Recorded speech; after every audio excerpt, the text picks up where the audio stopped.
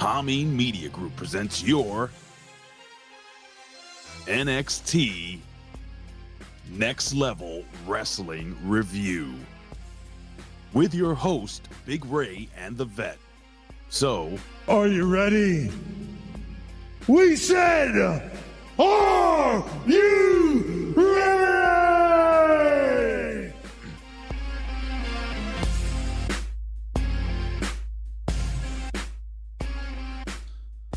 good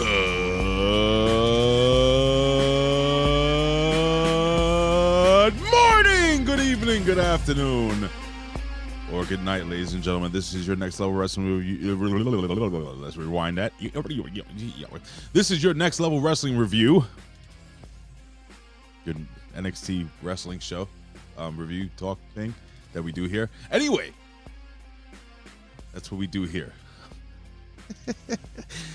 We give you some news. We tell you about what's going on in the wrestling things. We go back in time and we have some fun. And I've been followed on Twitter by John Cena, and you haven't. So how do you feel about that? I still have that cough that I had on my vacation. Very good. I'm well rested. Having the anxiety build up a little bit now because I know I have to go to work in 2 days, and I don't like the real world. With that being said, ladies and gentlemen, speaking about world, we have the best in the world. Oh, I'm the pundit of the people, the man of the plan, Big Ray, here to stay to talk some lucha today. Anyway, I have my co-host, who is actually the best in this world and probably any other world at doing wrestling stuff. Ladies and gentlemen, here's the one, the only. He is the Vet. Yowie wowie! Rip Rogers guy. The Vet. Vet. Rip Rogers guy. Ladies and gentlemen, he doesn't analyze pro wrestling using analytics. No, not like the New York Yankees manager who takes a pitcher out who only gave up like 2 or 3 fucking hits throughout the game to put in a pitcher that hasn't pitched well in 5 fucking months. Left 50 home runs. Anyway, ladies and gentlemen, he's a Rip Rogers guy. Did I mention the best in the world? The Jets. They're just as shitty. Oh God. The Vet, Jamie Williams. What's going on, buddy? Hi. We have a $5 super chat from Liz. Oh God. Where? Right there on the screen where the super chats are. A big old super chat. Let me just throw. I don't know. Should we say it's a spooker chat? Whoa. A Because spooker it's chat. October 1st now. It is, and ladies and gentlemen, we get the super And chat. what do we got over here? A cup of potatoes? A cup of potatoes? Whoa, that is much appreciated, Liz. Happy spooky season. Vet, we are approaching my favorite time of the year. You know what that is? It's Christmas. Go ahead, say it. I was going to say. Yeah, you know it. It's Christmas time in Hollis, Queens. Mom cooked the gimmicks and the collard greens as I sifted through my WWF magazine in my washed out Jordache jeans, watching a wrestler being interviewed by Mean Gene. You know what I mean? Anyway, it's a very sad Vet. You can smile. That was pretty clever. Oh, Elizabeth, thank you so much, dear. It is Halloween season. Ooh, spooky season here. And boy, we're going to talk some spooky shit today. I tell you that, brother. A lot of spookiness going on between NXT and TNA. They actually had the testicular fortitude to actually compare this to the WCW WWE Invasion angle. Or what could have been. And they made sure to bury it, Vet. They were like, no, not the 2001, the imaginary one. That never happened. I'm going to point out something later. Okay. So please stay tuned. Teaser. Because you're going to find out they can be even dumber than that. Boy, I tell you something, bro. They're parts of this show I was watching, and I sat there just looking at the screen. They don't know what the fuck they're doing. Do you understand that? And I'm like, man. Anyway.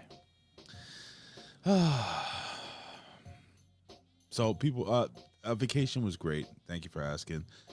Did the Yanks or DR give you the shits? Well, fun fact, DR did. I think I drank a little of the water while I was showering. Oof. It's not Mexico, but it's close enough. Bet. Excuse me. I'm off my game a little bit, even though I did the show yesterday. It was a 3-man booth. Oh? Huh? I said, 3 men? Yeah. What? Well, 2.5. Colin was with us the entire show. Oh, really? Well, he was actually at Raw. He went to the Monday Night Raw show in Raleigh, North Carolina. I see. The crypto money, he's able to afford these tickets. I'm a billionaire. Yeah. You know that. But yeah. I actually forgot when Colin is serious, he's actually pretty good at this wrestling podcasting thing. Yeah. I was shocked. But I can say, all I can tell you, sir, is that he's gay. Gay, gay. Good show, guys. Go back and check it out. And speaking of checking it out, I think it's time to do what we do. Acknowledge me. Acknowledge me. You're going to acknowledge me. You there, sitting at home. Acknowledge me. I feel like I've waited almost 3 weeks to do this. And I'm going to acknowledge 2 people up in heaven. 2. First, I'm going to acknowledge our brother Media M5, Big Mike. Big Mike, do me a favor. Give a big hug, a high five, and a slap in the ass to my friend Tim. Just lost his battle to cancer a couple days ago. I missed the show, I think, here once or twice to go visit Tim. Tim was a good dude, man. And I gave him love yesterday. I just wanted to give my buddy Timothy Rivera, my friend from birth, my brother. His father worked with my father. We dated the same girl. Yo, I acknowledge you, my friend. All right. Here we go. Enough of that sad shit. We got the biggest ass in all of HMG. Frank Spiegelbauer says, hey, vet, Yankees blow Judge, Swallows. Yeah, well, so does your mom. All right, we got the thankful one. We have Michael Vasquez, who says thank you for the upload. We have, what are they testing on lab rat today? Swallowing. Like Frank's Pickleball's mom's, right? Swallowing. All she does. Zach Minger, the Zach Attack. Friends forever. Hey, it's International Coffee Day. Vet, are you a big coffee guy? Yeah, I don't drink coffee at all. Oh my God, you straight edge motherfucker. What happened to that? Something happened there? No. I was like, is it international coffee? I'm just gonna. These international days are dubious. Not that I ever want to doubt the great Zach Minger, but I just No, nobody does. But while you're looking that up, Vet, we have lovely Elizabeth here. She says, morning, guys. I have a meeting 11:15. I wanted to pop in and say it's spooky season. Oh, yeah. Good Lord, it is. It is spooky season. It is a coffee day, International Coffee Day. I am a fan. Coming up on the 7th, it's a Taco Day. Oh, no. I'm off on Taco Day. Saturday is Cinnamon Bun Day. You shitting me? Literally, if you eat one of them cinnamon buns. Today is also World Vegetarian Day. No. Get the fuck Well, outta here with coffee's a bean, I guess. It's not meat. So No. like, it ties in. that. No, I'm saying get the fuck out of here with your vegetarian shit. It's just vegetables. Stop it. It's not the vegetables, the people that eat the vegetables that make you feel like an asshole for eating a fucking cow burger. Ah, I see. So it's a day of celebrating people that eat a certain way. Right. It's racist. Any other important days coming up? I'm just going. You know how like when you do a Google search and it's got like, see also. You know, Yeah, of course. people also search for. Wait, oh, today is also International Day of Older Persons. Older than who? Wait. Am I older? Am I an older person? Are we older people, Vet? We're older than somebody. We're not old, right? But we're older. Well, you're older than me. I'm not older than you. But I'm supposed to. Well, I mean, we don't really know. I mean, my age is classified, but you know, until those documents are released to the public, Trigger my international. I'm gonna guess. Even if it was like by an hour, do I still have to like celebrate you, but then you can't celebrate me? Is that how it works? I don't know how it works. All I know is that my coffee was picked by the bloody hands of a skinny Dominican child, earning 1 cent a day. Well, yeah, you're older than him, so he had it was his duty to pick those beans for you. International Music Day also. Hey, we got music playing right now. By the way, Didn't they know when they were designating these days that some of these days were about older people and coffee already? Now you're going to add music to the list? can I tell you the coffee tastes sweeter? I think that the salt and the tears of these children that pick the beans sweetens the bean. Oh, they're itself. not hydrated enough to cry. Oh, that's true. I didn't think about that. Interesting. Yeah, that's just the blood. So anyway, Oh, let's all let's move this along. Yeah, as well, Frank would say. we got the sexiest. Scott Woodford must be here because Ray has gone into another dimension where perhaps he is picking coffee for. I was picking beans, jelly beans, and making coffee out of them. It's Coffee jelly. coffee bean flavored coffee.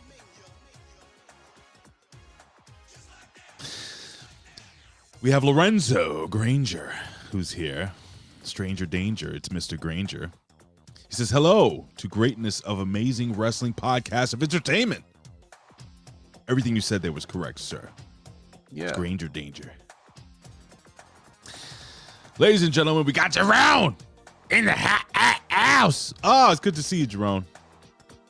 It's good to see you. We got the handsome one, the dancing one, the slashing one, the handsome dancing slashing Dan Heffron. Greetings and salutations, my friend. We got the man, the myth, the legend. It's TN Couponer. Getting deals for everybody. Head over to TN Couponer on YouTube. I love his channel. Very cool. He is the man that I mentioned, Elizabeth. Yes, I did. All right, ladies and gentlemen, again with the super chat. What else we got here? Oh, we got the man who's That was cold-blooded. y'all. Cold-blooded is here. What's going on, man? It says, morning, friends. Have a great show. I love you all. We love you too. Oh, I felt that right in the cockles of my heart. The artist has finally returned. He says, happy. I'm furloughed because of the effing government assholes Wednesday. What? Just send super chats to me. I need money. No way. So it's also International I'm Furloughed because of the effing government assholes day? And Music Day? Is this real? Don't tell me you really got cut off your job, bro. That fucking sucks. I want to know now. No bueno. What are they testing on Lab Rat? We were said Coffee. coffee And music. and music And older persons. and older people. Oh my God. Who else we got here, ladies and gentlemen? As I scroll through, I think that might be it. Let me see if I missed anybody. I'm going to the It is the unrealistic Cliff Burton. Says, not a fan of whatever international day it is. Fuck that. We have an update here from the artist. Yes, contractors with feds are. Oh, wait a second. You talking about the government shutdown?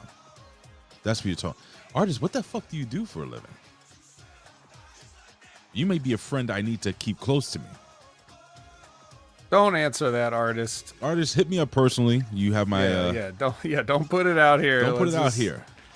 Because I need friends in powerful places. You'll get your job back quickly, I promise you. You'll be fine. But if not, starting next week, we'll send all super chats to you. How's that? I'm not kidding. Everybody give $20 super chats.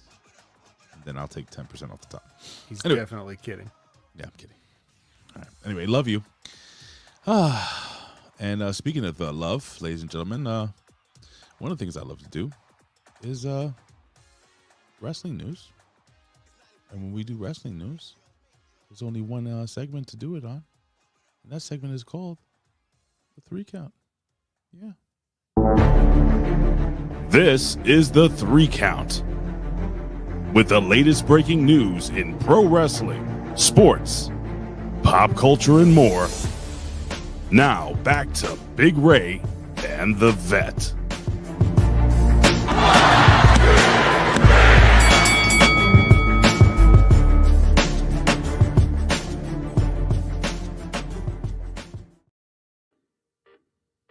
Oh, yeah. All right, ladies and gentlemen, it is the 3 Count. We have some wrestling news here, Vet. Don't roll your eyes at me. Just want to say thank you to everyone. Vet Fightful Select. Once again, you are paying for this, sir. Notes that WWE has changed the way they call up talent from NXT in the past year or so. The decisions are kept way closer to the vest. And this is a quote here. And are less strict about finishing up on NXT TV. So what they're basically saying is, my friend, that whomever is calling these kids up has to wear a vest or of some sort, and they could just call them up anytime. So JC Jane, the next 10 years, she'll be up there. Finally. But your thoughts on this breaking news? Well, they got to do something different. Because usually finishing up in NXT means you just get jobbed out even though you're getting promoted. Right. Which is always completely counterproductive. And don't you think so? Hold on. I got a wedgie. Oh, I got to pull it out. You ever get the now ones that's being productive. You when you get a wedgie, you got to pull it out. You can't just sit there with a wedgie. But that's productive. But counterproductive is like, oh, this guy's good enough to be mainstream. Right. We're ready for him. Let's have him lose to somebody that's staying here because we're dumb old school wrestlers and we don't realize this isn't the territories anymore where no one's going to see that. Everybody's going to see that. Well, we have someone who's magnanimous and glorious who says means you get promoted to TNA or Triple A. What's up, Professor? So this is bullshit because they just did it this past weekend. Obafemi lost his title, and he'll be promoted. So this is all for naught, I would say.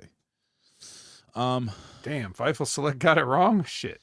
See, I mean, what I would do is if when they had Oba, remember when Oba was just like running through everybody, beating everybody, and like I think you said it. You were like, "Yo, dude, he should just take the title, give it to Ava, and be like, listen, Ava, there's no one here that can beat me. I am going to move on to greener pastures." And then he's on Raw next week, putting somebody through a table or some shit. Yeah, do you want him to be a babyface or a heel? Like, what do you want Oba to do? And whatever that is should dictate his next move. If he was a heel, he could go up, he could win a title. What if Sami Zayn does his open challenge? Obafemi answers the challenge. I will destroy you. Sami Zayn is destroyed. He takes the belt. Now that he has the United States belt, he's got this NXT belt. He comes down to NXT the next week. He says, I no longer need this. It is not befitting, and I'm no longer the champion of one town in Florida. I am now the champion of the United States. And then you get some heat that way. Because that's a dick thing to say. That'd be what's going on, Aaron Ben Shlomo. That would be interesting. I would rather do it that way, Vet. Or if he's a babyface, it doesn't matter. He could just say he could do something a little different. You could tweak it, but I mean that's how we have to look at it because people need a little bit. Sure, some people are going to know you, but you're going to need a little boost coming in, just a little hype. And I think not being made to job is a good way to get a little hype going.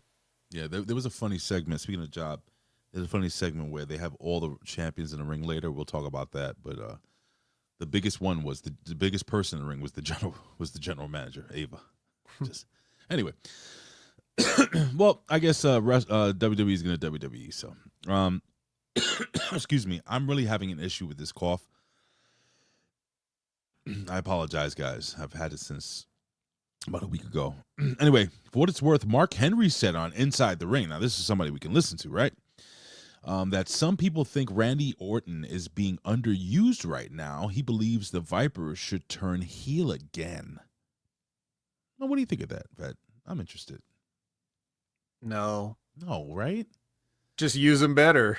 He's at that point now. Yeah. That you can turn him heel. You can have him put a baby through a table. All right, to begin with, putting through a baby. You can have him throw a puppy, into a bed, into a lake full of alligators, and they cheer him because he's Randy Orton. It's not his fault. They're gonna say it's a working puppy and working alligators anyway. They won't believe it. It's not his fault. And they're gonna sing his song. Yeah. So yeah. He's at the institution point. There's really no reason to insult people's intelligence by trying to, but they're going to do it. You already could tell they're going to do it. You see them going towards it.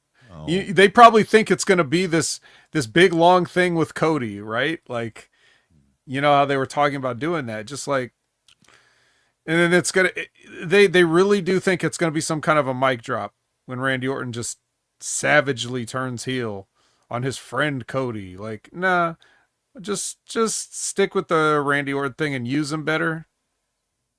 I would have Randy Orton have a bottle of that Wheatley vodka under the ring, swig it, spit it in the eyes of Cody Rhodes, and hit him with the bottle. That's heat, brother. And the crowd would go wild. Also, Randy Orton has never really not been a heel. The only difference is that you just cheer for him. So it's not like Randy Orton is a super nice guy. It's like he's always like the Viper. He's still the Viper. He still does all the same stuff.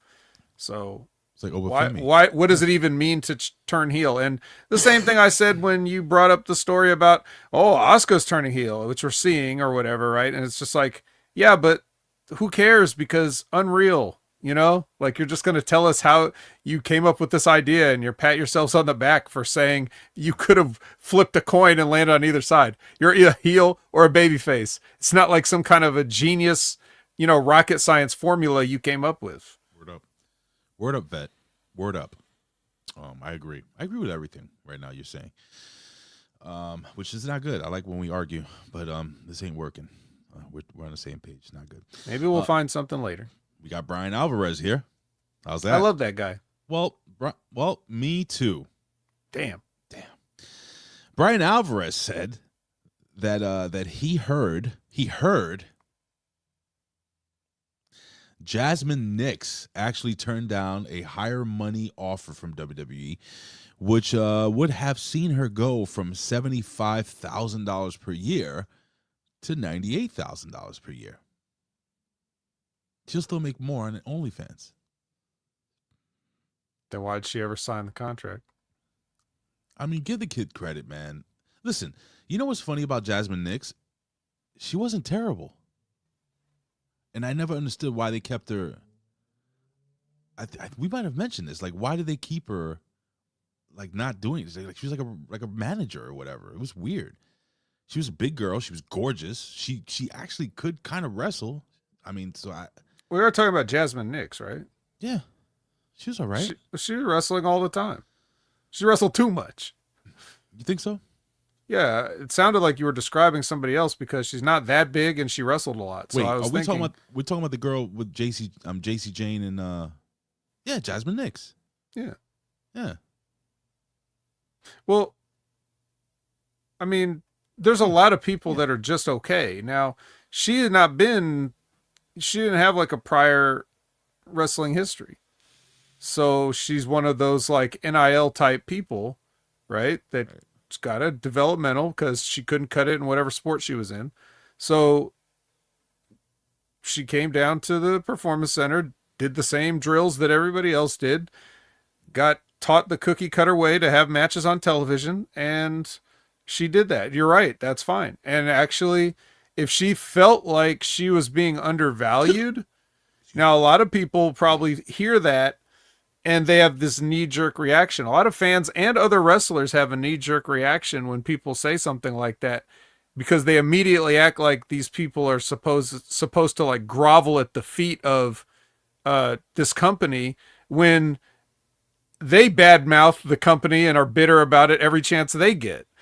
But then when somebody else does it, the perfect example, like you could have somebody like a Jim Cornette who will talk about all the stuff that WWE does and how it's stupid and doesn't make sense or whatever. And then when Ronda Rousey says, yeah, all that stuff they do is stupid, doesn't make sense, he's like, fuck you, honey. Welcome to the wrestling business. Like, he turns on her, right? You know, so things like that where it's like hypocritical. So I would be a hypocrite if I said something bad about Jasmine Nix standing up for herself, because don't I tell you guys to always stand up for yourselves and, you know what you're worth and who you are? You know, I try to get that message across whenever we have those serious moments, like a special episode of Blossom on NBC where we have to talk about something serious, you know? And don't I tell you guys, always stand up for yourself, always take care of yourselves? You know, Jasmine Nix felt like that's what she was doing here. If she felt like she got lowballed, I don't care if I agree with her or not. If she felt like that, then she was right, and she should walk out and get the, you know, show your panties on OnlyFans. It doesn't matter. It doesn't matter to me. Do whatever you think is right for you. And here's the thing. You know, it looks like a huge bump, right? 75,000 to 98,000, which seems good. But, you know, you get into a different tax bracket at that point, you know. If you're traveling, you know, a lot of that money it's out of pocket. So, I don't know. And then they have the contract set up where you're making a certain amount up to a certain, like, who knows if the, what's it called, the low end? I guess so, yeah. Or they would call it the league minimum, I guess. The league minimum. Right. Like, in case she gets hurt or something like that, she still gets paid, but she'll only get paid. And we don't know what that is, what that number was. What if they said, oh, you're only going to get paid 55,000? You know what I'm saying? Downside guarantee, I think, is downside. The term you're looking. That is the term. That is the term, downside guarantee. So we don't know what the Brian Alvarez, you heard what you heard, but you didn't give us any specifics here. So it doesn't, this is all speculation and fodder. Yeah, and also it's like, I mean, a lot of people, 75 to 98,000, anything like that. I mean, it's not huge money, but then again, look at her. She hasn't been around that long. So if you can't live within your means on $75,000, I don't know. Especially in Florida, where your dollar does go a long way. Right. Trust me, I know. Right. Obviously, you're not, you know, it's not like you have to get a gym membership. Your gym's at work.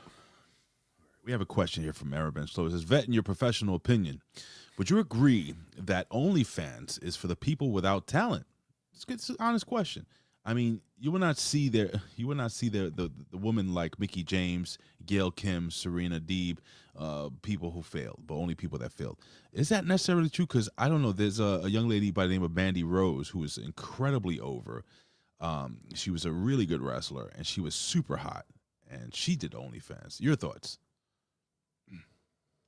I will just say that OnlyFans is just one shade of the many colors in the rainbow of entrepreneurship that the internet has provided us.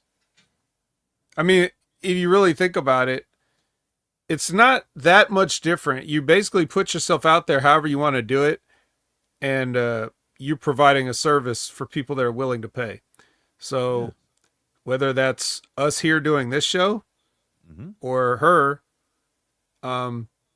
you vote with your dollar. Showing her tits. Look at Natty. She's very successful. And I wouldn't know because I don't go to OnlyFans. So I don't even know what she has on there to offer. But the kind of people that do, the people that are actually paying money for naked or near naked ladies these days, I mean, that's up to you guys. And let me just clarify something. I don't know if she even has an OnlyFans. I'm just making an assumption based on, you know, kind of the trajectory of where most of these really super hot women in professional wrestling do go. But again, like I said, like Natty Neidhart, she's extremely successful, and she's licking whipped cream off her sister's nipples. So, I mean, you know, to each his own, right, Vet? I mean, screw it. News to me. Yeah, man. On Wrestling Observer Radio, again with Mr. Alvarez, he noted that he presumed Tony D'Angelo would be going to the main roster amidst his absence from NXT TV, but no one has heard of anything from him as of late. This reminds me of a young man that we spoke about quite some time ago. This young man decided to go into business for himself, and I said, and I think you said that. Listen, stupid ass. He puts this tattoo. He tried. Oh, if I fooled you. We spoke about this, and then he started going at people that actually did shit in the business. And people that have had they know more than him. And I'm not gonna mention any names. But I'm just saying, this young man says, "Oh, I left the WWE." It's kind of like quitting before you get fired.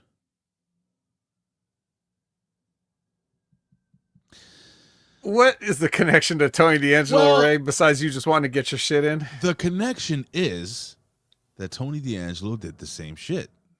The crew did. Remember when Vito was trying to reach out to them and stuff, and then they were like, who the fuck are you? What have you ever done? That type of shit. And they started making fun of him. And then they started stealing his fucking clothes and the way he dresses on the indies. And just saying, it kind of goes a certain way in this business. That's what I've learned. And that's the tie-in. You should respect the people that have come before you. And yeah, it's okay to say no every once in a while. This is what I'm learning. I'm telling me if I'm wrong. But when you have a number of people that are telling you, hey, man, maybe you should tone back on this, or respect, the people that are trying to help you out, and don't sit there and say, oh, I don't need your help. I know better. Fuck you. I'm not cutting my ponytail off. You disappear. For real. Like not in the movies. So, what do you think, Vet? Do you think Tony D'Angelo's ever coming back to wrestling? Or he's done? Will he tag team with Idris Enofen for Fene on the Indies or something? Call themselves Ebony and Ivory. That would be... Yeah, that's a money-making venture. Or they could do an OnlyFans. What was the name of the movie with Richard Pryor and the other guy? He's the black and white guy. One guy's blind, the other guy's deaf. See No Evil? Yeah, they could do that. They could do a remake of that, but on the Indies. See No Evil's with Kane. What was the wrestler? Yes, remember? With the hook, yeah. See No Evil, hear no evil, or it's something like that. They did 3 movies. It was like, what was it Silver Streak? I don't remember. And what was the other one they did? I was gonna say Blazing Saddles, but that makes no sense because Richard Pryor was not in it, and that's racist. Yeah. Stir Crazy. See No Evils. What's the name of the movie? Yeah, artist. What was the name of the movie? Since you know, Stir Crazy. Well, that's one of the 3 movies. Yeah, that's it. They did one later. I think it was See No Evil, Hear No Evil, because one of them was blind and one of them was deaf. Yeah, I can't remember the name of the movie, but anyway, that was the name of the movie. I literally just told you. Oh, it was. Everybody else doesn't know. Well, you cut out. I didn't hear that. Oh, you literally cut out. According to Fightful, though, Vet, this is more important. TNA has already decided to move on from Masha Slamovich even before abuse allegations publicly surfaced. Oh, man. Huh. Wait, who said this? Fightful. Okay. TNA has decided to move on. So apparently, if you guys don't know the story, Masha Slamovich was allegedly abusive, physically abusive to her boyfriend at the time for quite some time. And if I'm reading this correctly, it says that they're moving on from her. What does that mean? She been released? She done? Well, if it was before the allegations came out, then that's weird because... No, she was fucking hot. She was one of the hottest. She was on NXT. Right. Hold on. Good. Keep going. Keep going. There's nothing. There's nowhere to go. I did this. I covered like the whole thing on the Impact attack anyway. So can you give me a quick rundown? Because I don't know. I remember I've been away for like 2 well, weeks. I don't know what Fightful Select is reporting about. They're not reporting shit. That's the problem. But they said they were gonna conduct an investigation.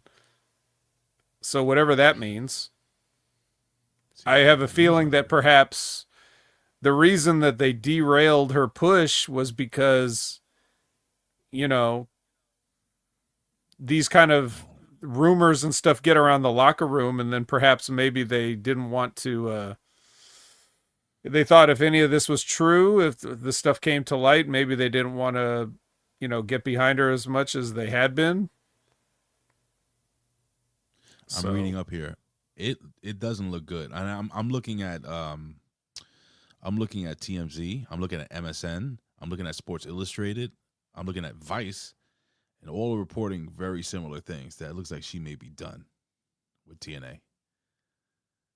Now, how do you feel about that? Being that you cover TNA every week, and I think you sounded like you were a pretty big fan of hers. You think she had a pretty good upside. How do you feel about this, dude? It's hers and her boyfriend's personal business. I think there's like a lot of things that, because I don't really know the details of actually what happened. But I think we've all been in relationships where we've done things that if other people heard about them might be considered abuse, like verbal abuse or something. Like, what, you never yelled at a girlfriend, or you never shoved a boyfriend, or like these things happen, and it's people's personal lives behind closed doors. They're not all celebrities though. So like, without knowing the details of what happened, I can't really condemn it. But again, personal responsibility. If this guy's not going to stick up for himself, that's part of his business. She shouldn't be doing that. On the other hand, he put out a lengthy tweet where he's taking responsibility for things that he said and did. So that, right, leads me to believe it's a two-way street. So again, this is personal business that I would never know about if these people weren't wrestlers and I wasn't involved covering wrestling. So I don't have a real opinion on it, but I know that people have gotten and kept jobs for doing far worse things than what was alleged here. So I don't think she should be blackballed. And actually, one of the things that Akira said in his post was that she was put on this earth to wrestle, and I hope that this does not affect her ability to do that, because he was never going to say anything personally. It was his friend that leaked all this stuff. I don't know who that is. Akira. Okay. I think I've seen this kid before. Walks around with a dog or something, right? I don't know. All right. Well, listen, man. For what it's worth, I don't fucking care. To be honest with you. I mean, I care that from what I've seen from Masha Slamovich, she's really fucking good, man. But just because you're really good at something, I mean, O.J. Simpson was really good at football, but, he pretty much killed 2 people. Cold blood, so makes him a sucky person. You feel me? Allegedly. I'm going to go on a limb and say the motherfucker did it. Anyway, all right. Well, ladies and gentlemen, that's enough of this bullshit. Enough of this news. Enough of this terribleness that's happening right now. Why don't we go back to a better time, Fed? A yesteryear, like I said before. That's right. No one in the past ever did anything bad. No one in the past. No one in the past. Speaking of that, man, the Pro Wrestling Reflection is doing a great show coming up, man. They haven't had a show, and I'm going to start putting them over right now. They haven't had a show in a month. They took off the month of September. Tommy went on vacation. I went on vacation. Professor went on one of his, what do you call it, gigolo cruises, where he just oils up women and just, they slide all over the deck. It's amazing. And they're doing a show this week, and they've never covered this before, and they're gonna do wrestlers versus reporters. So they're gonna do a whole podcast on when interviews got real, folks. So there we see Hulk Hogan choking out that punk ass bitch, whatever his name was. Dr. Schultz slapping Gimmick Schnabitz in the face. Vader choking out that little Arabic reporter. Good times, folks. Good times. But you know what's a better time, Vet? To go back in the day. Let's do it. I don't remember how I used to do this, but let's see. There it is. There we go. Oh, yeah. Will you stop? What you gonna do? Boobies. What's your name, fella? Triple H. All right, ladies and gentlemen, it is time to go back in time. We jump into the PW. No, not the PW. What do you call it? The Pro Wrestling Reflection. The PWR. Yes, Time Machine. It's been a while, folks. Do you think? And we take a trip. Do you think, Professor? Are you gonna close your big special with like, bring it all the way up to current times with Grayson Waller and that shit that happened with him and the? Like, are we gonna get to that? Is that gonna be included? You'll just have to you know tune in what? and find out, I guess. You can ask them right now. They haven't recorded the show yet. They record the show today. Excited about that. Saying. Just throwing it Ladies out. and gentlemen, you know what's exciting? We're going back to 1990 something. 1993, Vet. It is October 1st, 1993. A very good year. A very vintage year, I would say. 1993 was a fantastic year. Everything from 1990. About 2001, things were pretty fucking sweet, I would say.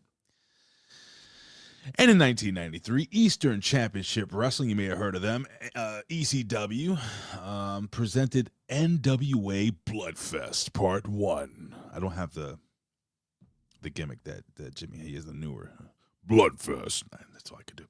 The show, headlined by Terry Funk versus Jimmy Snuka, was the first ECW event booked by future owner Paul Heyman. It also saw ECW debuts of both Sabu and some dude named the Tasmaniac Brother in this match against each other. So we had Sabu versus the Tasmaniac Brother. Vet, did you stay up till 3 o'clock in the morning to watch ECW back in the day as a child?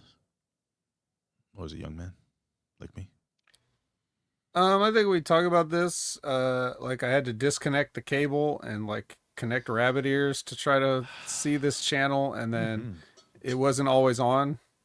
It was never always and on. it certainly wasn't on at the same time. So That was I the would fun of it.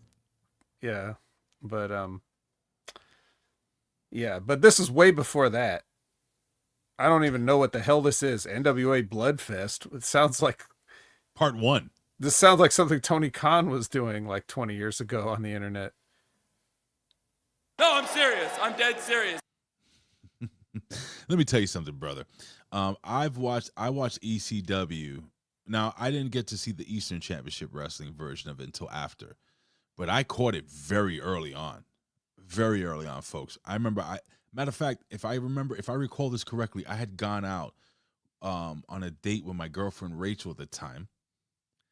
Got home kind of late, not too late, and it was like 11 something, maybe almost midnight, and I put on the MSG network or something like that to see the Yankees. I can't remember what the fuck it was, but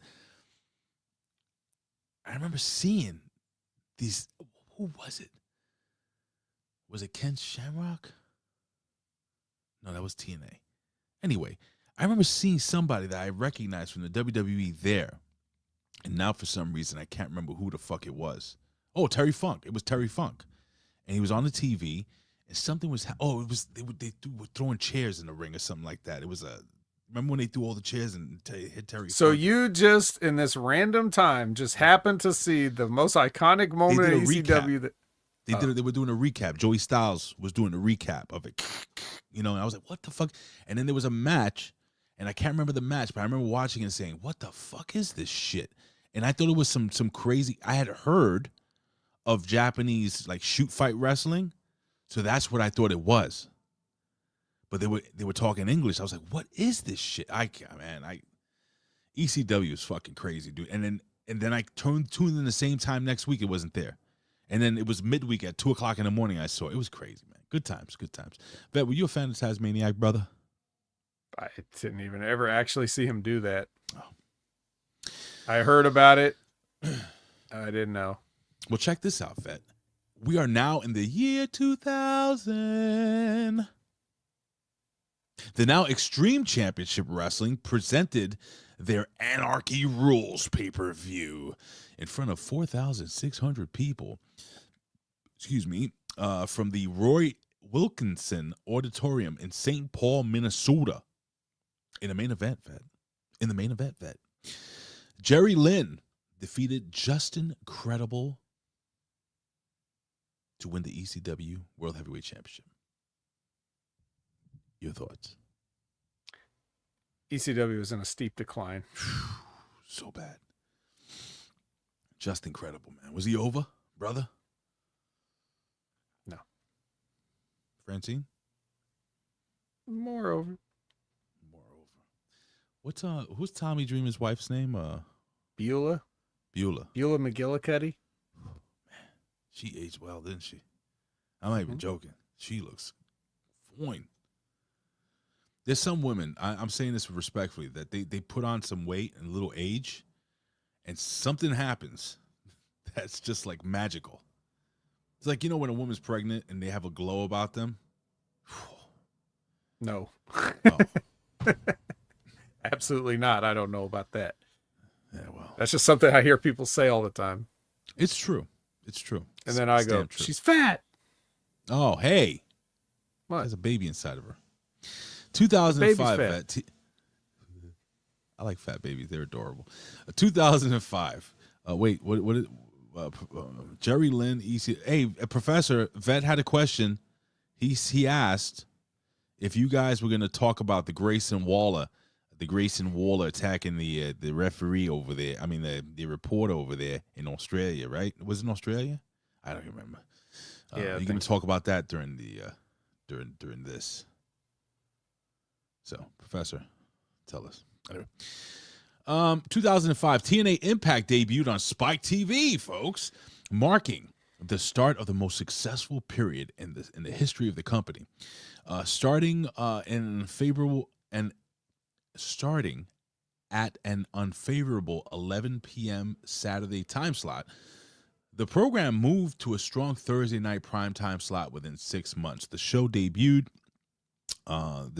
Team 3D, the Dudley Boys, the return of Kevin Nash, Jeff Hardy, and Rhino went to a no contest in the main event. I remember watching TNA in 2005, and yes, that was some good shit, pal. Your thoughts? TNA always has felt like lesser than, and that's going to be more relevant than ever when we get into the review portion of the show. But, yeah, when you go back and you list those names, you always think like, wow, TNA, man, they were the best. But even you got to remember, those guys were all shells of themselves, like the big names, Yeah, but we're talking Elix Skipper. We're talking AMW. That's the TNA I'm talking about. Young AJ Styles. Right. But Red. you didn't name not one of those guys just That now. is true. So that's what I'm commenting on. I But feel you. yeah, it was like, well, you come for the Kevin Nash, but you stay for the Elix Skipper, I guess. Yes. Like is So kind of good. the deal in TNA, but you could see like nobody took them seriously. Even Spike TV is like, well, Saturday at 11 p.m.'s fine. Like you're already trying not to succeed. It's just nobody takes them seriously, and it's to 2025, and somehow they survived all this, and they're getting taken less seriously than ever. You think It's so? hilarious. But they're gonna and go to sad. they're going to the WP. That station doesn't exist anymore. Oh. You mean they're on Max? What are the Max numbers for UPN 9? Saturday night? Samoa Joe took Kenta Kobashi in the main event. Took on Kenta Ubashi. Is that Kenta? No. Who's Kenta Kobashi? Who is Kenta Kobashi? Oh God, I don't know. Please. You absolutely know. I would never say that to a person who shouldn't know who somebody is, but you should know who that is. I don't know who Kenta Kobashi is, bro. Sounds delicious, though. If you Googled him, you'd be like, oh, him. I guarantee it. Kenta. Cool. Oh, okay. See? Yeah. All right. Yeah. Okay. Kenta. That Kenta looked like the type of dude that would just rip your nails off your fingers and then chew them in front of you and spit them in your eyes. Which is what he did to Samoa Joe in the main event, although I guess he wasn't successful in capturing that Ring of Honor championship or whatever. Oh, it says here, it was in New York City, brother. Many longtime wrestling fans consider this classic to be the best in ROH history. I got to go back and watch this match. I love this match. Hey, let's go to 2007, vet. John Cena suffered a torn pectoral muscle in his match with Mr. Kennedy. And he was like, ow, you hurt me, brother. Kennedy. Yeah, well, I mean, I wonder why WWE let go of Ken Kennedy. Yeah, somehow Mr. Kennedy tore John Cena's pec. That happened. And he backdropped. Isn't that when he backdropped Randy Orton the very next week? It was like a normal backdrop. Yeah, I don't know if it was next week, but yes. Jesus Christ. The injury would see him vacate the WWE Championship for 380 days, marking the end of the longest reign of the title since Hulk Hogan's initial 4-year run. I wonder if John Cena didn't get, if Ken Kennedy didn't reach into his chest and rip his pectoral muscle, would he have maybe broken Hulk Hogan's run back in that time? I mean, it's all speculation. It's just we'll never know now. We'll never know. But we know that we go to 2010, vet, and WWE SmackDown airs its first episode on Sci-Fi. Remember that? The NBC Universal channel that had previously been based out of the base of ECW brand. So, not a good time in wrestling. Hey, let's fast forward to a better year in wrestling. 2020. You had me there for a second. I know. On NXT UK, Pete Dunne, I wonder what happened to that kid, was a special guest referee for a first-round match in the Heritage Cup tournament. Noam Dar defeated Alexander Wolf 2-1 in the 5th round. Your thoughts? Oh, chef. Your thoughts? Oh, chef. Smashing. Should I drink my with my pinky up? Mm-hmm. If you notice, this is the pinky I broke on a Dominican kid's head when I was boxing. I've told this story many times. Still hurts to this day. Look, I can't straighten it. Well, I can push it down. That is the power of the pinky punch. Bro. You should see the other guy. Oh. He's got a pinky-shaped dent in his head. I'll tell you something, brother. I hit that kid. I remember I had him in the corner. I hit him in the ribs. And I went to hit him in the overhand right. And I guess I hit him so hard, he ducked. And I hit him right on top of the head. Bah! And I felt it go right here, up my neck. And it led to tears coming out of my eyes somehow. TKO. Your winner, the Dominican kid. Alexander Wolf. Anyway, let's well, that was it, folks. That's it. Pip hip cheerio and all that good stuff. We do have some notable deaths, unfortunately. We have the great Antonio Inoki, who passed away in 2022, only a short few years ago. We have the great notable birthdays. We have Hector Guerrero. Cheerio. Born in 1954. Rico Constantino. Also born in 1954. No. Born in 1961. Old enough to be my father. And finally, ladies and gentlemen, we have some gentleman by the name of Robbie E, who now goes by the name of somebody on NXT. It's Robbie E, born in 1983. Vet. We can all wish them a very, very, very... Oh, wait a second. I have a problem here. Down, sport, tiny kangaroo down. That wasn't supposed to happen. So every time we have a new NXT champion, I am supposed to change the gimmick, the music. And we've had, oh gosh, I hope I got this right here. All right. I'm going to try it. Ladies and gentlemen, it's time for NXT. Here we go. Here we go.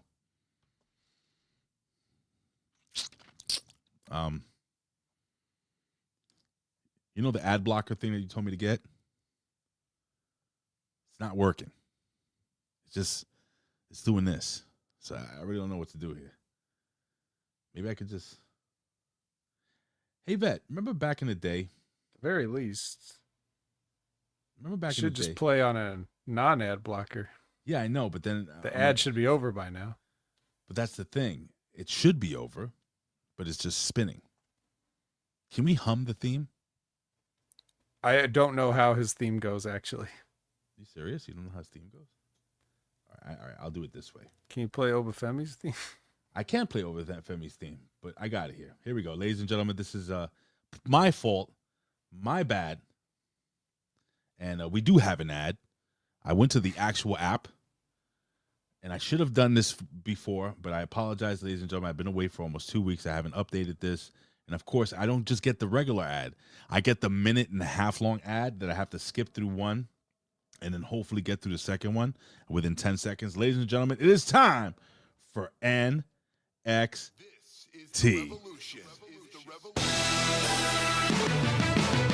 Yes, ladies and gentlemen, NXT.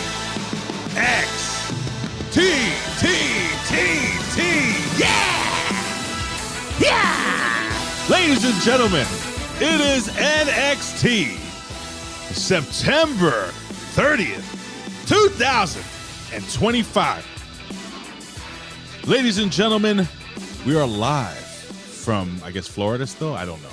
I don't know where the hell they're coming from. Oh, well, don't forget, Ray. We're actually live from some closet because we had No Mercy, too, remember?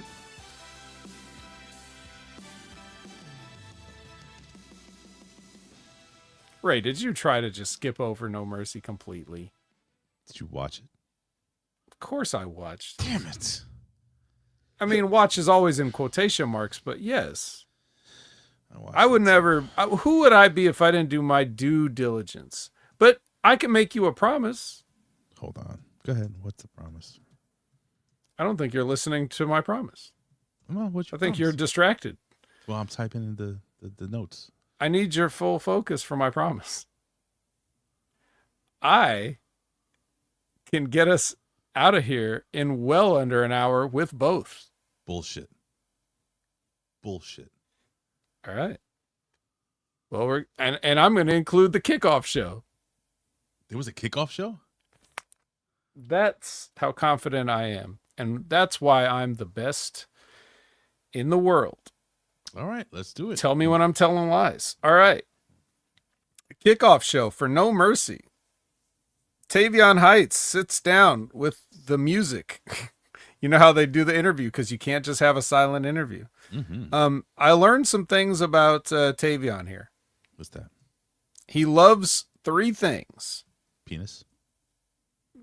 Okay, 4 things, but he didn't say all 4. He just implied one heavily and then said the other 3. The other 3 are he loves the fans, he loves fishing, I love fishing, and he loves Pokemon. So, what? Oh yes, he's got to catch them all, Ray. And then he named several Pokemon. No, he didn't. Are you serious? Yes, but they were all from Generation 1, which tells me that probably he Googled some Pokemon right before this so that he could appeal to like younger people, I think, because, you know, they're on the CW, right? So. Fun fact. And it's funny that you're bringing up Pokemon. Now, mind you, I didn't know about this.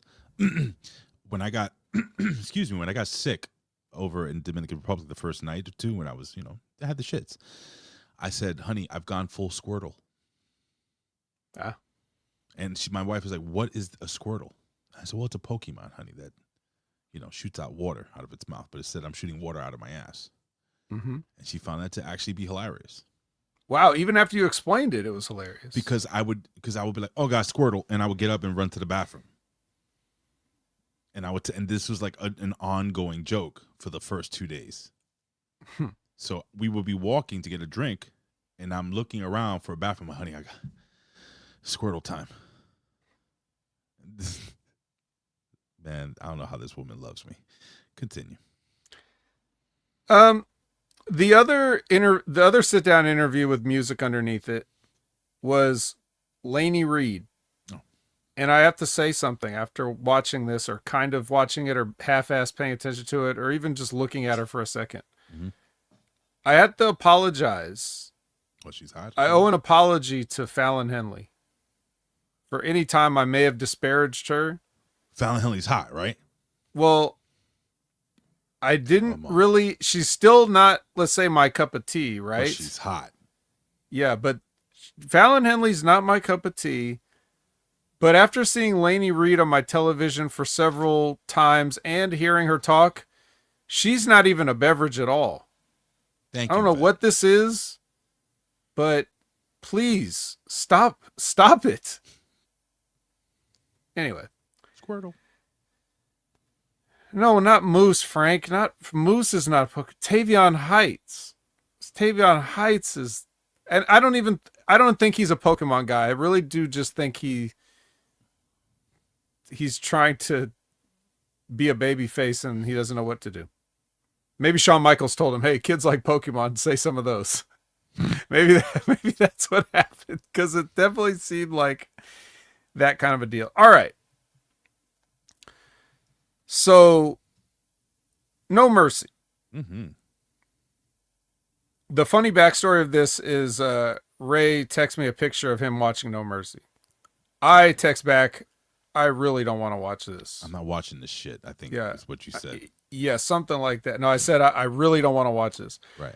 And Ray threw several attempts at saying I didn't have to watch it at me, and I just ignored them all because... yeah, I forget. I probably put my phone down right after I texted him anyway. So, anyways. Terrible. There he is. Sorry. Squirtle. So, had I not watched it, I could have saved myself 17 minutes of Josh Briggs versus Javon Evans, for example. You didn't like this match? It was fine, but Dude, 17 minutes. I got to say something about this. If you give me 2 seconds. As much as I don't know, I'll maybe say as much as people shit on Josh Briggs, every time he does have a match, it's pretty damn good. Like, he's pretty fucking good, bro. Like, it's always like a good fucking match where people are like, and I think that's like his gimmick. Like, yeah, you want me to leave, but every time I go, I go. If that makes any sense. And he's fucking good, dude. This was a great match between these two guys. But it was long. So why do you have a problem with it being so long, bro?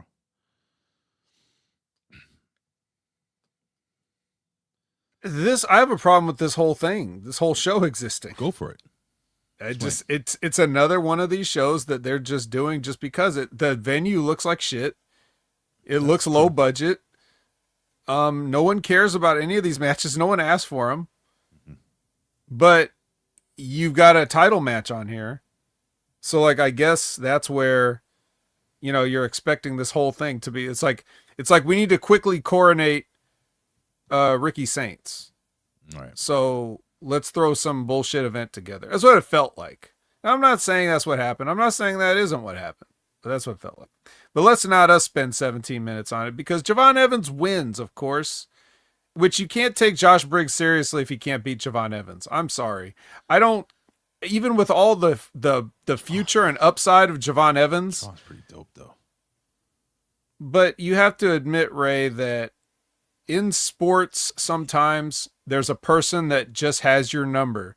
He should win. Yeah, I understand. So maybe Javon Evans can pull off the greatest upsets, and maybe one day he can be an NXT champion, but for some reason, Josh Briggs will just kill him. I don't know why we can't tell a story like that. You need Josh Briggs to be over also. So, I don't know. Anyways, that happened there. Kalani Jordan does a promo for accepting her belt that she won at Victory Road, because why wouldn't Kalani Jordan go to TNA and win a championship there, right? This, I already talked about this on the Impact Attack, but my thoughts on this, Ray, is that it's like, this is the sort of things like, well, she ain't getting over here, not as a babyface, not as a heel, not as a babyface again. So let's send her over to TNA and she'll be a babyface there. And if she doesn't get over, then whatever, because at least, you know, she's a bigger star than anybody they have, is what they think. Is she over there in TNA? No. Fuck no. But they cheered because it's like new champion. And they also did the weird thing where Ash by Elegance came out and relinquished the title at the beginning of the night. Yeah. And then, so people are like, okay. And she still won't even say what that's about, but it's none of our business if she doesn't want to tell us. I heard it involves Masa Slamovich slapping her. Oh, okay. Well, in any case. She gave her one big kayfabe slap and it was over. Yeah. So you had, you know, on the one hand, you had Lei Ying Lee, or the former Xia Li, right, as the finalist, and then Kalani Jordan, and they have a match. And no, of course you can't put the TNA person over, even though she still technically was a WWE. I mean, it was all just so WWE reject anyway. Whatever, TNA is reject city, it's fine.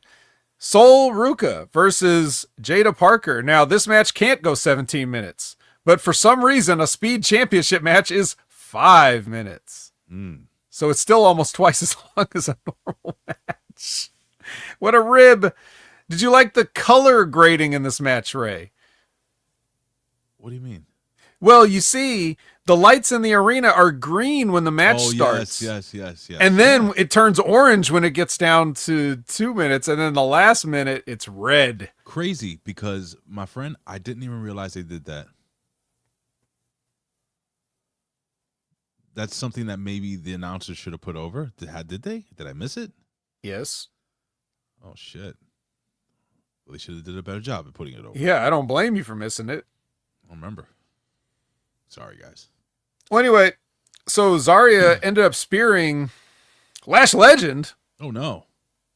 What the hell was she even doing out here? What's she doing in the Impact Zone? Yeah, what does Lash Legend do? Is that this place was smaller than the Impact Zone. This No Mercy venue. And then, so Jaida got her soul snatched on her way back in the ring. So, your winner, and still, Sol Ruka. Weaponized cage match. Not a bad match. Jordan Grace versus Blake Monroe. Not a bad match. Did you like how she tied her hands up with the cord of a hairdryer? I did. And cut her hair, and then did you like how Jordan Grace was crying over her extensions getting cut? They were extensions. It wasn't really her real hair. Even if it was her real hair, do you like how she would have cried? You think crying is the move there? Well, Vet, I don't think you understand the attachment females have to their hair when they've worked hard to grow their hair out or buy horse hair at a local venue. It's an emotional attachment you have. So it's like cutting off a part of you, literally. So I can see why she would cry. In the middle of a fight. I've cried in the middle of a fight. Yeah, it was the one where you broke your pinky on that Dominican kid. And then it was a TKO. Your winner. It's just... So... Yeah, that's the thing. Now, Aaron is saying I did not watch because I would disavow this match because of a kendo stick, which I really wanted to. However, you gotta watch. That's not how the rules work. You see, this was a weaponized cage match as advertised, meaning they had the time to go and get a selection of weapons, whatever they wanted. Apparently, someone picked a hairdryer. Neither here nor there. But they did have a kendo stick. And even though that's a stupid weapon to just have laying around a normal wrestling arena, if you're saying you're getting a weaponized cage, I suppose that makes some modicum of sense. So I could not disavow this on those grounds. However, I thought the bag of diamonds was a little much. I mean, if I had a bag of diamonds, the last thing I would think to do with it is right, bring it to the wrestling ring in front of like 200 people and dump it on the mat and then throw another person on it. I would probably just take it straight to, the bank or something. I would take it to the porn star place. Porn star place? OnlyFans? Pawn stars. And we have Chun-Li there. And he's like, I might have to call somebody on this. See if these diamonds are real. Then they give me like 10 cents on the dollar. Will you imagine her just putting little cubic zirconias in a velvet bag too? Todd Brantley's here, folks. Hey, Todd Brantley's here. Kevin Miles. So that happens, and then Jordan Grace eventually gives her the air raid crash off the cage through a table. I wouldn't trust Jordan Grace to give me that move, but bless Blake Monroe's heart. She took it and lost. Ray, did you have any thoughts on this? No, that's it, man. I think the girls they worked hard, and it was entertaining. It wasn't good. I didn't say it was good. It was entertaining. Does that make sense? Yes. Here's something that also makes sense. Ava announces that for October 7th, we're going to have the invasion.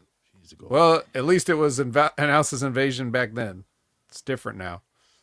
Well, it's not invasion anymore? Well, we didn't know how insensitive that would be to the people of Israel. What does Aaron think of that, by the way? Do you even care? Did you even think of that? Did you even think of that thing? I want to get an Israeli person's opinion on that. I'm not going to say one way or the other whether I think it matters, but I want to know what he thinks. Time out, dude. All seriousness, I made a fucking thumbnail for this damn thing already. And you're telling me that they're not going to use invasion? Did I miss that as well? Maybe. Look. Oh, fuck. Anyway. So anyways, Lash Legend does a live promo, and she wants to lead Team NXT. And then Jaida comes out to attack her because of her interference in the match, costing her the Speed Championship earlier. But the funny thing is, right before she hit Lash Legend, they played her music for like 1 second and then cut it off. Oh my God, man. It's almost like making this thumbnail, and now I can't use it. I mean, you could still use it if you want. Just because they changed their mind doesn't mean we have to. So anyway, yeah. So Jaida comes out and blindsides her, but who cares? Who cares about that? Because we're just gonna cut right off of that. To Kelly Kincaid interviewing Lainey Reed, who's wearing a moon boot.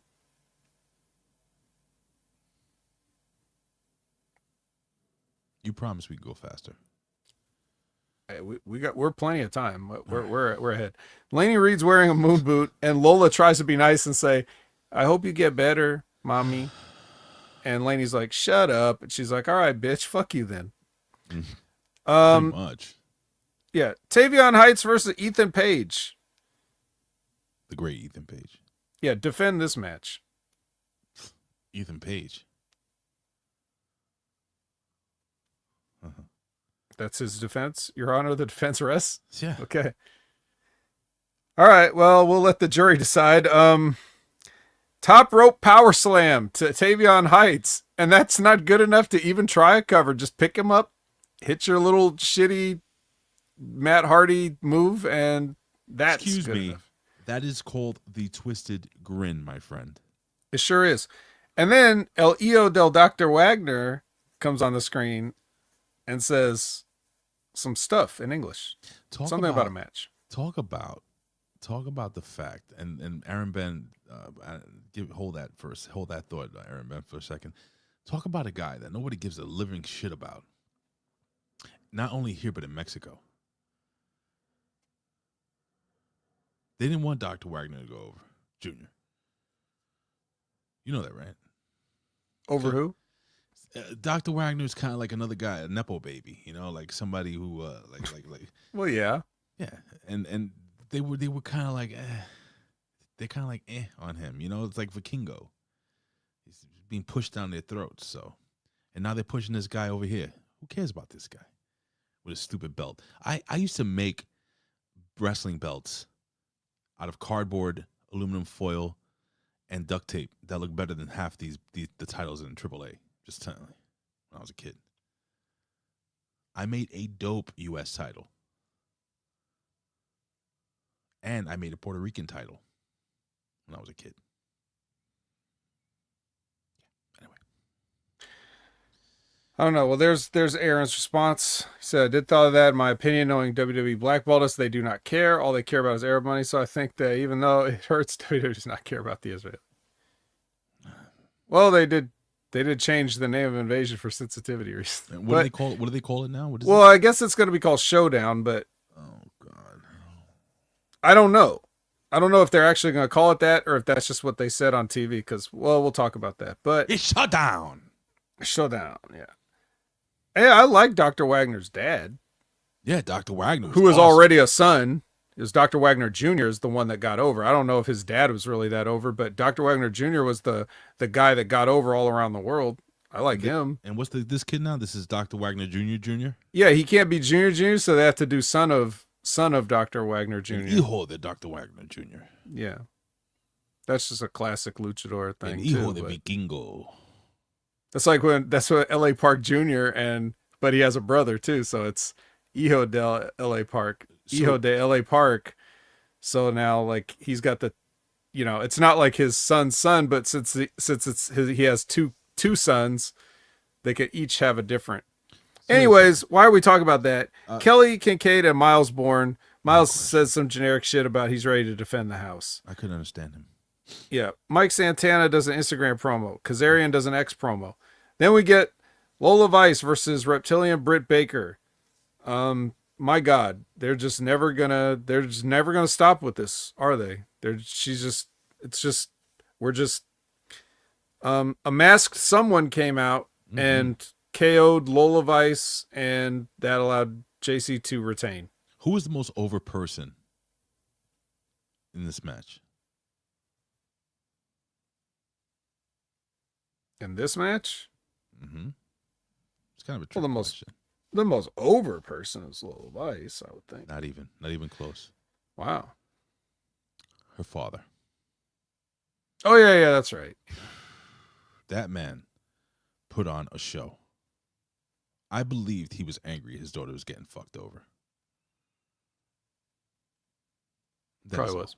That is all. Yeah, so my review of this match is me.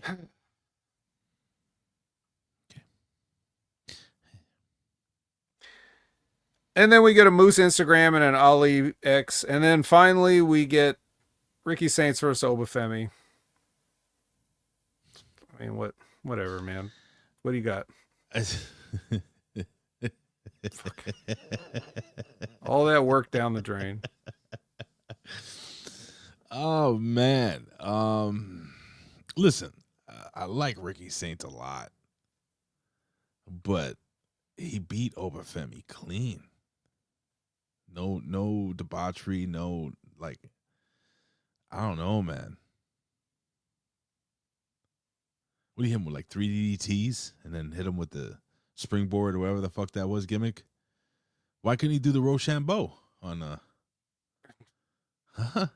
Why did he hit Obafemi with the Rochambeau, folks? Dude, man, Ricky Saints is awesome. I love Ricky Saints. And I think he will one day make a great Intercontinental champion.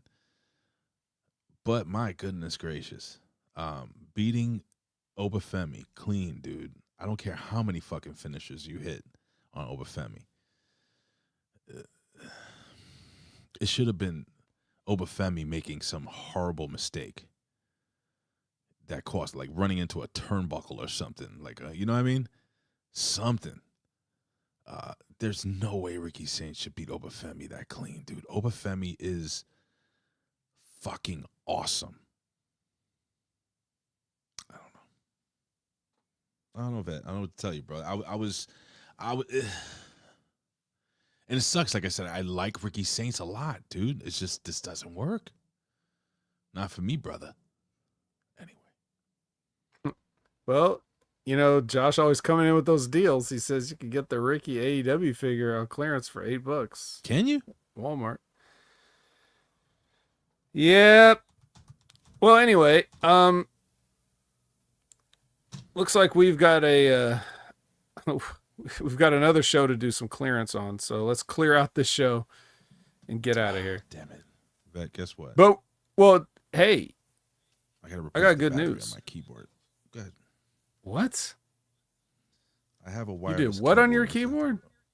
I have to replace the battery on my keyboard. The battery. It died.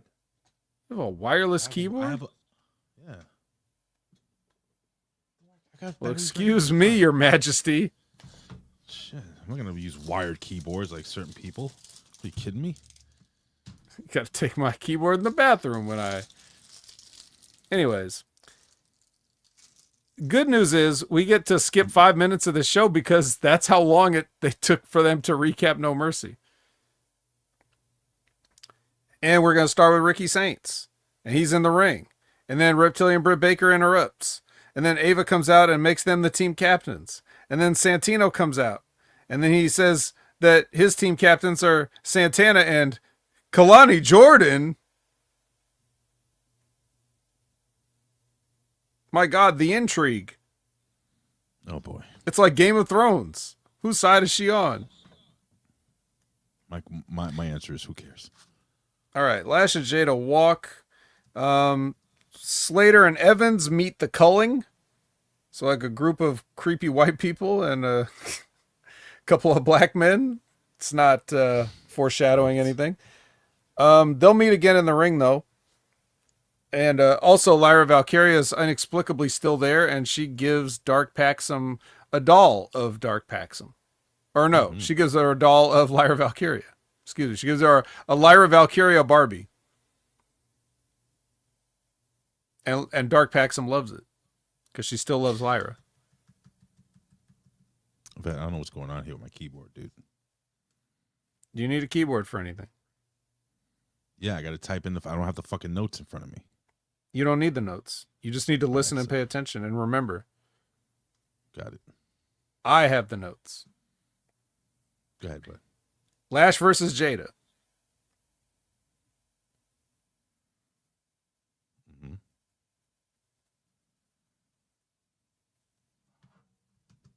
Nothing? Okay. Ass to mouth. All right. Clean. Sorry. As clean as that ass can be. Lash versus Jaida Parker. I have to say that I was both shocked and also okay with it. Like, I think that, it's okay that because they're building up this girl to be something special, that being Jaida Parker. I just couldn't, I was a little shocked that she beat her so clean with the finish, but a good solid match between the girls. I would say that. So what are they, 1-1 now? Are they? Trick is appealing to Captain Ricky. He thinks that he should be definitely on Team NXT, even though he is the TNA champion.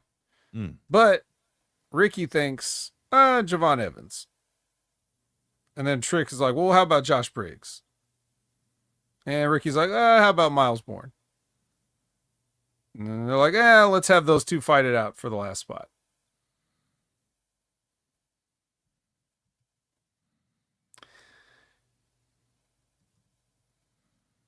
Okay. Ethan Page. Your favorite. You love this guy. He's the best. Until Mustafa Ali comes out. Now who's the best? So, quick question. Again, I don't really follow TNA. How much has this guy evolved? He has more of a confident look about him. Like when he came out, I was like, well, he looks a lot more serious. And when I'm saying serious, not like serious. I'm serious. I'm dead serious. I'm talking. He just looked like a more serious, like a wrestler. Like he looked like he had some confidence. Like he's done some shit. Why? Has he? Is he better? Has he evolved? I'm asking you a sincere question. I don't think he's evolved anything. I think it's just that he's doing this evil politician gimmick, so he's just doing his best to try to. Okay. Yeah. He didn't have his cabinet with him. He just showed up here alone, and again, for some reason, he doesn't have any of his backup. I don't know, because WWE didn't want to pay him all. I don't know. Is he popular in TNA? Like, is he a major heel or babyface? I don't know. He don't do no jobs. I'll put it that way. You know, there was a rumor that Mustafa Ali did not want to do any jobs. And I was like, oh, that's weird. That's a funny rumor. I haven't really seen him do any jobs. So he hasn't lost since he's been in TNA? He just beat Moose at Victory Road. Stop. This guy. Seriously, stop. Who did he really beat in Victory Road?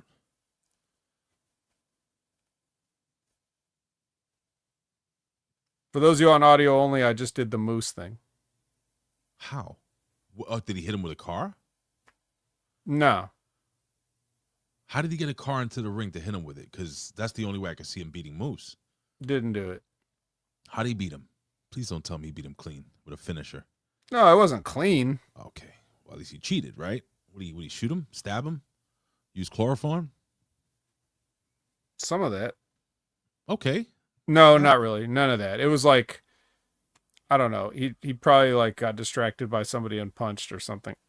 I forget already. It doesn't matter. You shouldn't have done it. And I don't care about Ali. And you put him across from Ethan Page, you're basically telling me, turn the TV off. And that's exactly what this was. This promo was horrible. Both these guys are horrible. Ali sucker punches him. Was he supposed to be the babyface in the situation? Like you're putting two heels up against each other? Like what are we supposed to... Ali doesn't even have an equivalent championship. Like if Ethan Page is coming out here as like, oh, I'm the North American champion or the Canadian champion. And then Ali comes out with what exactly? He's got nothing. He's got nothing on the line. He doesn't even have his backup with him. So what are we supposed to, like, why are we supposed to pop just because he used to wrestle in this company? I don't get it. That is just. Then you shouldn't have said it.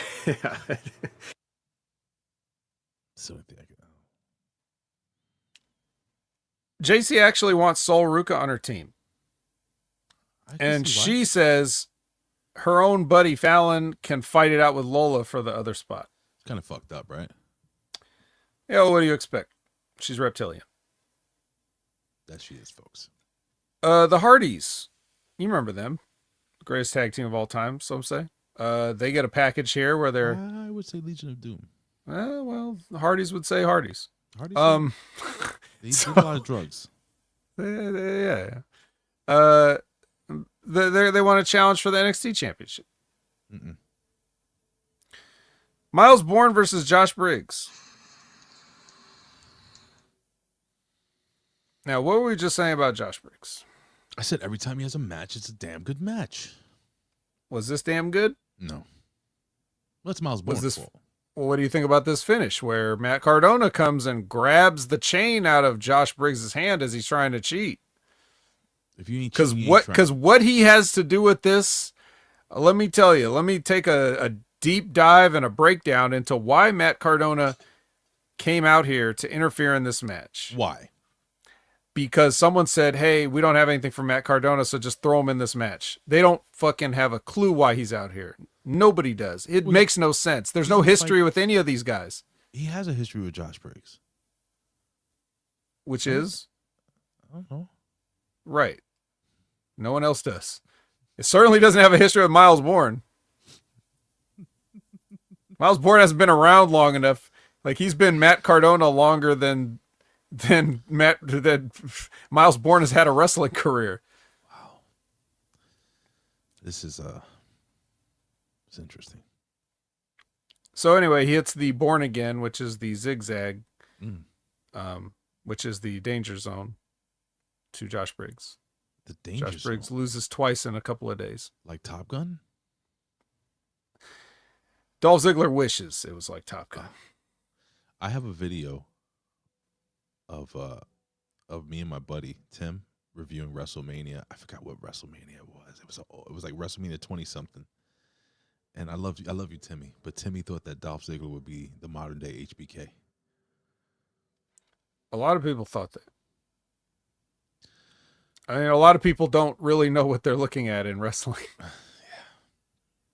But I had to turn that video off. Right, Tim? Well, speaking of turn this video off, Jordan Grace, kind Kalani Jordan feels that other Jordan, last name Jordan, feels that first name Jordan should be on Team TNA.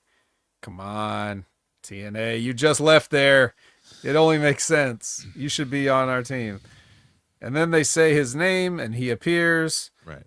And then Santana's like, hey, this guy's a bum. Anyways, I want you to meet the rest of my team, Kalani Jordan. She's like, okay. And they leave. That's it. Fallon versus Lola. As Vic would say, Lola punches her ticket into the match. Yeah. With a punch, you see. Yeah. The back punch. How is it possible that Lola Vice has become even more attractive? Well, you know, sometimes... Pterodactyl? I heard it again. The fuck is that? Anyway, good. Feed that thing, vet. Feed him. Sorry. Caw. You can actually hear that? Yeah. He's like, caw. Nobody feeds me in this house. Sorry. Yeah. Well, that's just how strong this microphone is because it's outside somewhere. Can I tell you that microphone looks the size of your head on the screen? Yeah, it's like it's got like super... Is it the angle or is it? Yeah, it's just the angle. Let me see. It's like that close. thing. You see, Jesus it's close. Christ, that looks like. And here it actually is. Oh my God, that's hot. It's a good microphone. Not hot like Lola Vice though. I don't know. I think Lola Vice is taking one of those right now. Probably so. Who's getting that? Bro, you guys all know everybody's personal business in the this chat. fucking Who's guy? Oh, that's right. Yeah. Yeah, it's fucking Judgment Day. Not Judgment Day. What is he now? What is it? What's his name? Damian Priest. Yeah. What's your name, fella? Damian Triple Priest. H. Yeah, he's the one hitting that, bro. Yeah, they're just waiting to release him. He's like 45. Good for him. See, look, like 3 people said Damian Priest. Damian Priest. Yeah, I forgot already. You know. Oh. Dark State. Daddy Damien.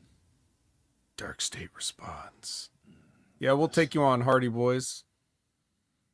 It's gonna be good for the Dark State.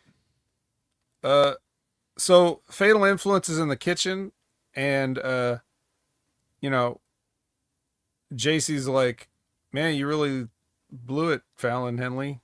And then Lainey Reed comes in and she's like, hey guys, I know I'm not attractive enough even to join this unattractive group, but I was the one who was the masked attacker that saved your championship. You're welcome. Yeah. Because all you got to do to prove it is just put a sweatshirt in JC Jane's hand, and then that's it. Incontrovertible evidence. So hold on. Somebody posted something about JC Jane the other day. Well, I think it was yesterday. I have to find it because for some reason it was so. Oh, here it is. I was watching NXT and at the same time scrolling, and then my boy Chauncey puts this up.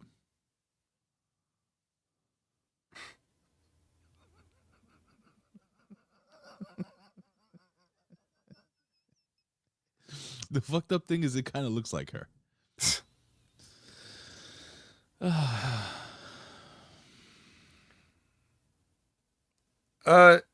Javon Evans and Leon Slater versus Sean Spears and Nico Vance. Mm-hmm. Fucking Ray, this is your first chance looking at Leon Slater, I imagine. Yeah. Do you have any thoughts on him? Javon Evans Jace. Javon Evans Light. Javon Evans before he put on muscle. Javon Evans clone. Javon Evans' little brother. That's all I thought the entire thing. Same energy, just a couple of ticks down. Same physical attributes, just a couple of ticks down. Same look, just a couple of ticks down. He's like Javon Evans before Javon Evans came to when he wrestled in AEW. He's AEW Javon Evans. Is that fair? I don't know, because he definitely didn't pattern himself after Javon Evans. In fact, it's the same. They would yeah, make an because they're amazing even tag like team. the same age. Bro, they would make a dope. Can you imagine them as a tag team? I can, because I saw it. They It would was own right here. championships. Here Yeah, was I the know. tag team. I know, but I'm saying as like a legit tag team, same gear. You know, I think the sky would be the limit with those two fucking guys. I think they could be they're really fucking good. The kid's good. It's just it's like TNA's Javon Evans. Do you disagree with the fact that he? I know you just say he didn't pattern himself after Javon Evans, but you do see the similarities, right? And you do see that he's just like a tick or two down from Javon Evans, or am I wrong? Did I not see something? Tick or two down. I don't know. I mean, they seem very different to me, but what you're going to use them for in wrestling is not going to be different. That's what I don't know. Because they're looking at it as like, I think they're just checking boxes. The best thing about Leon Slater is he's English, so that puts him that sets him slightly apart. Let me answer this question. Are you trying to say yes? Yes, that is what. Just for the record, the views and opinions of Ray Hernandez do not reflect those of HMG or me. But I'm just saying, the point is, whether you think he's like Javon Evans or he's not, the WWE probably does. And they're probably just like, yeah, these are black guys that jump. Put them as a tag team. They're actually going to face each other at Bound for Glory. Because that was announced at the end of Victory Road. Yeah. And what do you think is going to happen there? Do you think Javon Evans is not good enough to win a championship in NXT, but why don't you go to TNA and take one of their championships like we all do for everybody? We don't want to push them ourselves. We'll push them on you, though. It's starting to get, it's not even transparent. It's like smothering, like what WWE is doing here. And it's gross. Like, why would you even, what's the point of this? And then, so, oh, by the way, in this match, I think real quick, I think WWE thinks that putting TNA belts on WWE superstars gives more validity to TNA championships. That's what I think the WWE thinks. I don't agree, but sorry. And this match, yeah, well, right before he makes a hot tag, you know, they're gonna bump both the heels, just right before. So you kill the hot tag.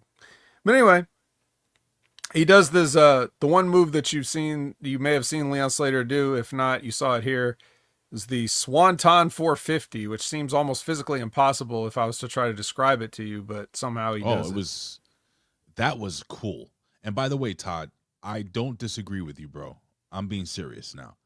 I do think that's what Vet is saying. WWE sees two guys that are black that jump high. That's what they see. What I'm saying is that I think they have similar, like I think they complement each other's styles. And I think when I forgot who said it here, the Hardys 2.0 artists, I don't disagree. I think these guys could be amazing. They both have the same energy. I love Javon Evans. Javon Evans is fucking awesome. I love this kid. I think this kid's going to be a huge star. But does the WWE see it the same way? Whether they just see they don't even see a tag team division. Dumb. It's so dumb. So yes, Todd, they do see color and they don't see it the right way. Well, this sort of transitions into the parking lot where we go out to the parking lot and see all these other people from TNA arriving, not the ones that were here already, but the other ones that were late. And they all come out and they're supposed to have a summit where the team captains will name their team. And then it's chaos because everybody's coming in from all sides of the building and security's out there like, hey, what's going to happen? Are you guys going to do something? And there's even some shoving going on and all this stuff. And then they finally get in the ring and announce the teams. And Team TNA, what's his name? Announces that, Mike Santana. He announces that he wants, on his team, he wants Frankie Kazarian, Moose, and Leon Slater, who we just saw. NXT wants JC wants Sol Ruka, Jada Parker, and Lola Vice. It's a damn good team. And Kalani says she wants the Inspiration. I don't get that.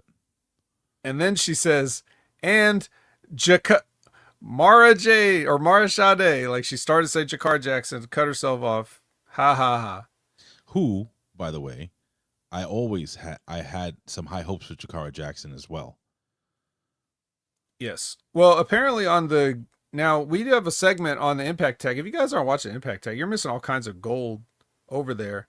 I know you don't want to hear about TNA, but it's gold, Jerry. Don't you want to hear me talk about TNA, right? Maybe Brandon. And one of ours, yeah, sometimes. And then when our favorite part of the show is the gimmick injury report that they have every week, right? Ray, you're a big fan of the gimmick injury report. I didn't know that was a real thing. I thought. Can I just tell you before I watched a couple of TNA shows, I thought you guys made that up. Like I thought you thought it was a bit, right? Right, and I'm like, oh my god, they actually have a real injury report. It's a real fake injury report, which is awesome though. I give that to them. I like that.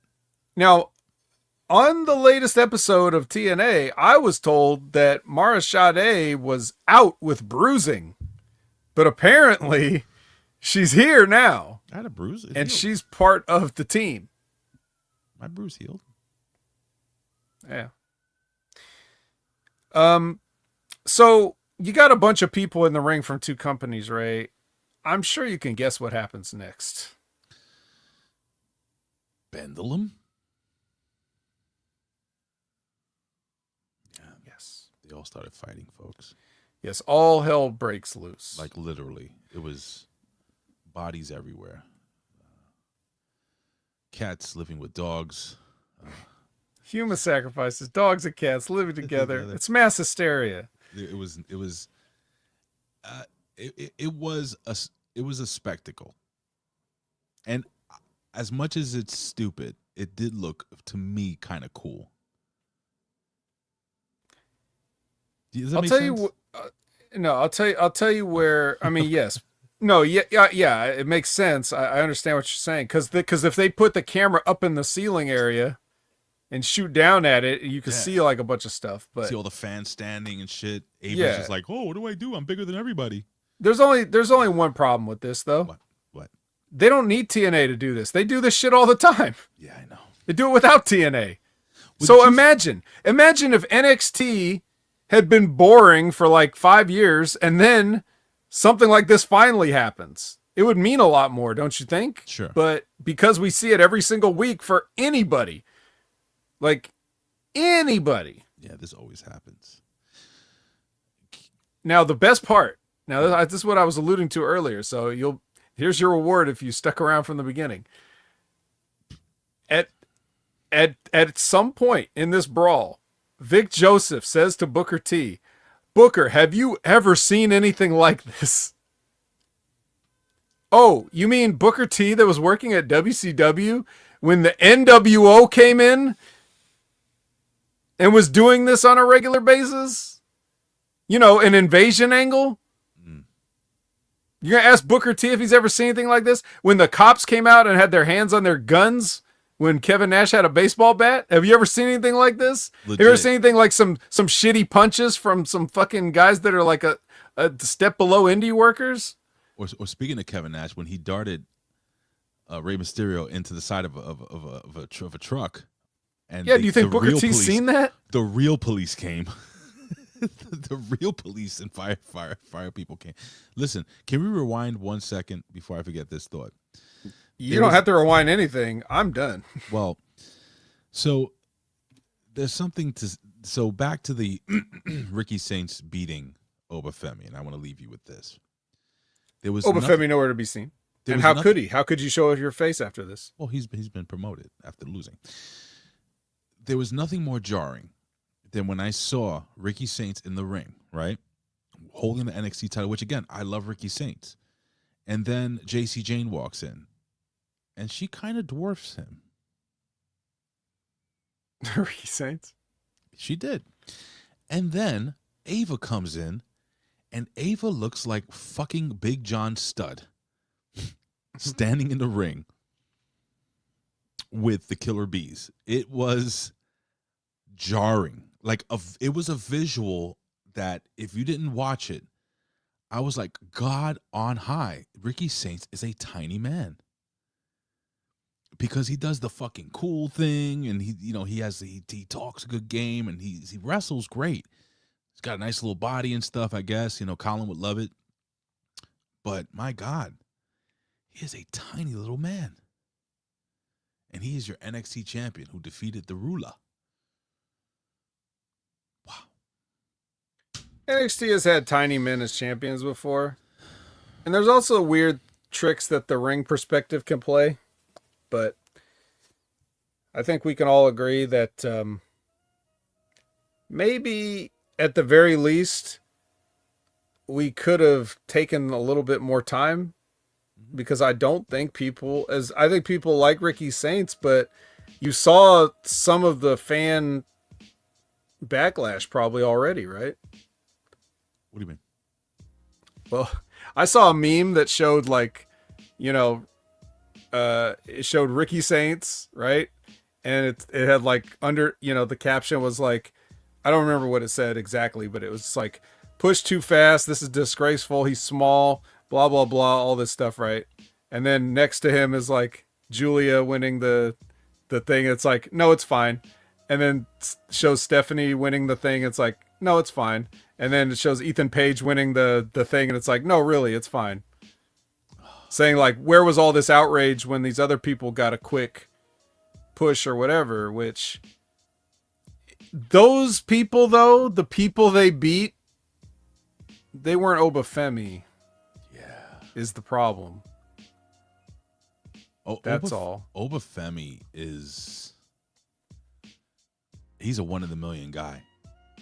Like, I remember watching with Vet as he was tossing tires in vignettes and in refrigerators or whatever the hell he was throwing around. And we were like, who is this fucking guy? And then he walked to the ring. Then he wrestled. And then he talked. And then we were like, oh, okay. That guy. Obafemi is, again, a 1 in a million. He's got it all. And I can't wait to see what he's going to do on the main roster. Yeah, Vet. Interesting. So I guess we have next week is what? Showdown? Next week? I guess so. October 7th, Showdown. Super Showdown from Australia. Professor says Obafemi will become Tenzai. Lord Tenzai in the main roster.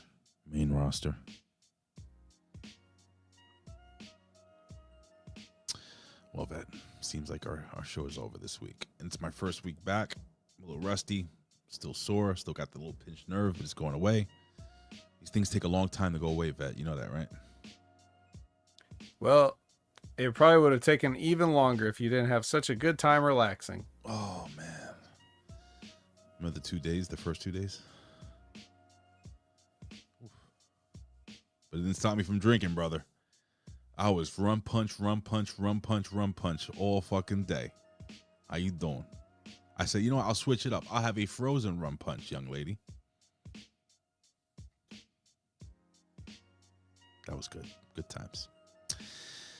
Anyway. It's been a trip, my friend. It's been a trip. Let's end it. Goodbye, folks. No. You want me to run down everything? Just, I'll do mine. I'll just add Opinion Haver everywhere. Every Sunday, 8 a.m. Pacific, 11 a.m. Eastern for Directage. Every Monday, 6 something Pacific, 9 something Eastern for the Impact Attack, because now we can kind of just go whenever Raw's finished since Raw moved up. So go from Raw into Impact Attack on Monday nights. And what do you mean Raw moved up? Like they moved up an hour. Oh, it's 7 now. Yeah. So now, we don't have to cut them off as early if we don't want to. But Brandon and I will be talking about the TNA half of this, and following along, it'll definitely paint a bigger picture of disgust and disappointment if you check out the Impact Attack. Check out Wrestling with Rip Rogers every Friday. Check out Stevie Richards' show every Friday. Check out Limpin' Ain't Easy whenever Timmy puts the show up. And that's just about it.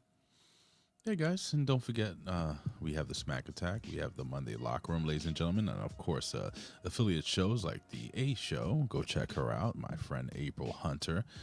And if you didn't see the Raw review yesterday, ladies and gentlemen, go back and check it out. It was me, Jimmy, and Colin Wysong was with us, ladies and gentlemen, as we break down Monday Night Raw from September 29th, 2025.